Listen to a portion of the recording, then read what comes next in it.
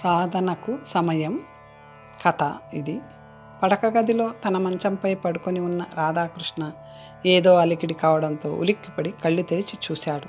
అతని ఎదురుగా ఒక దివ్య కాంతి ప్రకాశిస్తుంది కనబడింది. చూస్తుండగా ఆ కాంతి ఒక స్త్రీ రూపాన్ని దాల్చింది.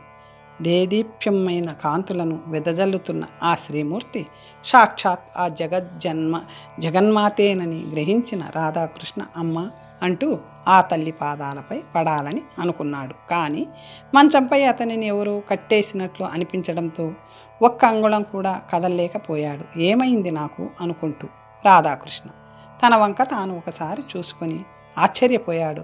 అతని శరీరం బక్క చిక్కిపోయి చర్మం ముడతలు పడిపోయి ఉంది. లేచేందుకు ఏమాత్రం ఓపిక తనలో మిగలలేదని, తన అంత్యకాలం సమీపించిందని అర్థం చేసుకున్న రాధాకృష్ణ ఆ పరమేశ్వరి వంక చూస్తూ, తల్లి, నన్ను నువ్వే కాపాడాలి, నాకు నీ వద్దకు రావాలని ఉంది అన్నాడు. అవును కుమారా, నాకు నిన్ను నాతో తీసుకెళ్లాలని ఉంది. కానీ నీవు ఈ జన్మలో చేసిన పుణ్యం అందుకు సరిపోయేటట్టు లేదు. అదే నా బాధ అంది జగన్మాత విచారంగా. అమ్మ, నేను ఇప్పటి వరకు ఎవ్వరికీ కష్టం కలిగించకుండా ఉన్నానే, అది సరిపోదా అడిగాడు రాధాకృష్ణ. సరిపోదు నాయనా, నువ్వు నాతో రాగలిగేందుకు కావలసిన అర్హతను పొందాలంటే నీకు లభించిన మానవ జన్మను భగవత్ సేవకు అంకితం చేయాలి.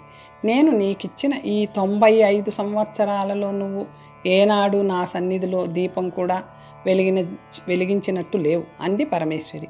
నిజమేనమ్మా, నువ్విచ్చిన సుఖాలను అనుభవించానే తప్ప ఇన్నాళ్ళు నిన్నెలా సేవించాలో నేను అస్సలు ఆలోచించలేదు.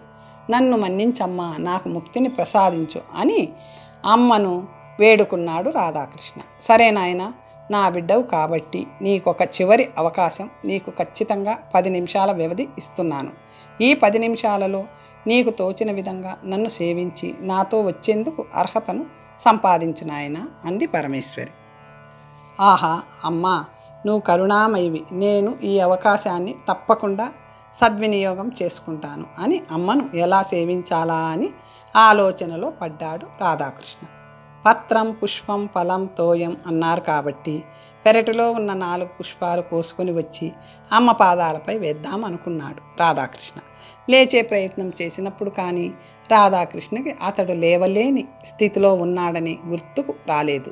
చేతులు జోడించి అమ్మను గూర్చి ప్రార్థన చేద్దామని రాధాకృష్ణ తన 2 చేతులను ఒక దగ్గరకు అతి కష్టం మీద తీసుకొని వచ్చాడు. నరాల బలహీనత వల్ల చేతులు వణికిపోయాయి. 2 నిమిషాలన్నా నమస్కార ముద్రను నిలపలేకపోయాడు రాధాకృష్ణ.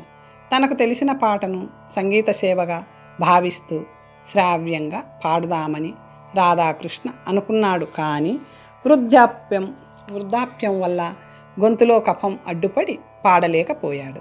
ఇక నా వల్ల కాదమ్మా, నువ్వే దారి చూపించు అని అమ్మ వంక దీనంగా చూశాడు రాధాకృష్ణ. అయ్యో నాయనా, నువ్వు పడుతున్న అవస్థను చూడలేకపోతున్నాను. పోని నీకు వచ్చిన స్తోత్రంతో నన్ను స్తుతించు అడిగింది జగజ్జనని. అలాగేనమ్మా అంటూ రాధాకృష్ణ తనను చిన్నప్పటి నుండి విన్న శ్లోకం ఒకటి టకటకా చెప్పేశాడు. కానీ అతని పళ్ళన్నీ ఊడిపోవడం వల్ల ఆ శ్లోకంలో చాలా పదాలు స్పష్టంగా పలకలేకపోయాడు. అందువల్ల కొన్ని పదాల అర్థాలు కూడా మారిపోయాయి. పోనీలే నాయనా, నన్ను చూసి నా రూపాన్ని వర్ణించు, తృప్తి చెందుతాను అంది ఆ తల్లి. రాధాకృష్ణకు వయస్సు వల్ల చూపు బాగా మందగించింది. తన కళ్ళను ఎంత చిట్లించి చూసినా అమ్మ రూపు స్పష్టంగా కనపడలేదు. నాయనా, నా చుట్టూ ఉన్న తరంగాలు నా బీజాక్షరాన్ని నిరంతరం ప్రతిధ్వనించేలా చేస్తాయి. జాగ్రత్తగా విను అంది జగన్మాత.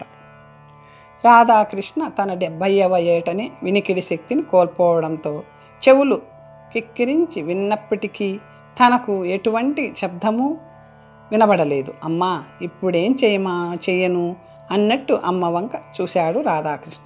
ఇక ఆఖరి ప్రయత్నంగా నీ మనసు ఒక 2 నిమిషాల పాటు నాపై లగ్నం చెయ్యి అంది తల్లి.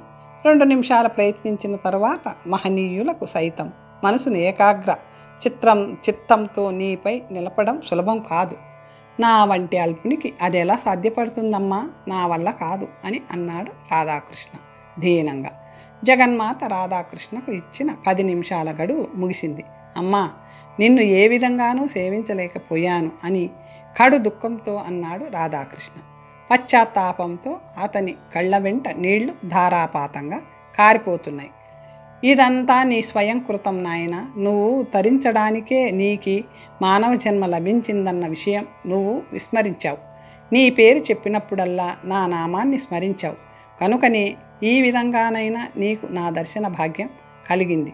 భగవద్ విషయాలను జీవిత చరమాంకంలో తెలుసుకోవచ్చులే అని అనుకోవడం అవివేకం. నీకు మానవ జన్మ లభించిన దగ్గర నుండి ప్రతి నిమిషం అమూల్యమే నాయన. భగవద్భక్తికి బాల్యంలోనే బీజం పడాలి.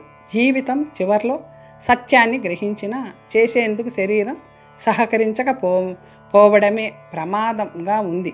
సమయం విలువను తెలుసుకో, ఇకనైనా మేలుకో అని చెప్పి ఆ దివ్యకాంతి అంతర్ధానమయ్యింది. అమ్మా అమ్మా, నాకు నువ్వు కావాలి అని ఏడుస్తూ నేలపై పడ్డాడు రాధాకృష్ణ. అంతలో నాయనా రాధా, నేను రా, మీ అమ్మను కలేమైనా కన్నావా? లే నాయనా లే అంటూ నిద్రపోతూ మంచంపై నుండి కింద పడ్డ రాధాకృష్ణను అతని తల్లి లేవదీసింది. రాధాకృష్ణ కళ్ళు నులుముకుంటూ తనకొచ్చినది కళ అని తెలిసి ఆశ్చర్యపోయాడు. కళలో జగన్మాత చేసిన బోధను గుర్తు చేసుకుంటే రాధాకృష్ణకు తను చేస్తున్న తప్పులన్నీ తెలియవచ్చాయి. తనకు పాతకాలం నాటి పేరు పెట్టినందుకు పెద్దలను నిందించిన సందర్భాలు గుర్తుకు వచ్చాయి. రోజు ఇంట్లోని పెద్దవాళ్ళు వెంట పడితే కానీ స్నానం చెయ్యని రాధాకృష్ణ ఆ రోజు పూర్తిగా తెల్లవారక మునిపే స్నానం ముగించి ఇంట్లోని దేవుని మందిరం దగ్గరకు వెళ్ళి భగవంతునికి భక్తిగా నమస్కరించి ఆ తరువాత తన బామ్మ వద్దకు వెళ్ళి, బామ్మ, ప్రతిరోజు నీతో గుడికి రమ్మని నన్ను అడుగుతూ ఉంటావుగా, ఇవాళ నువ్వు గుడికి వెళ్ళేటప్పుడు చెప్పు, నేను కూడా వస్తాను అని అన్నాడు రాధాకృష్ణ. ఎప్పుడూ నేనింకా చిన్నవాడిని, నాకెప్పుడే గుళ్ళు గోపురాలు, భగవంతుడు భక్తి ఎందుకే బామ్మ అంటూ చిరాకు పడే తన 12 ఏళ్ల మనవడు రాధాకృష్ణలో అకస్మాత్తుగా వచ్చిన మార్పును చూసి ఆశ్చర్యపోతూ, అమ్మా పరమేశ్వరి, ఇన్నాళ్ళ నా ప్రార్థనను విన్నావా తల్లి అని అనుకుంటూ ఆనందపడిపోయింది రాధాకృష్ణ గారి బామ్మ. ఓం స్వస్తి. శుభం.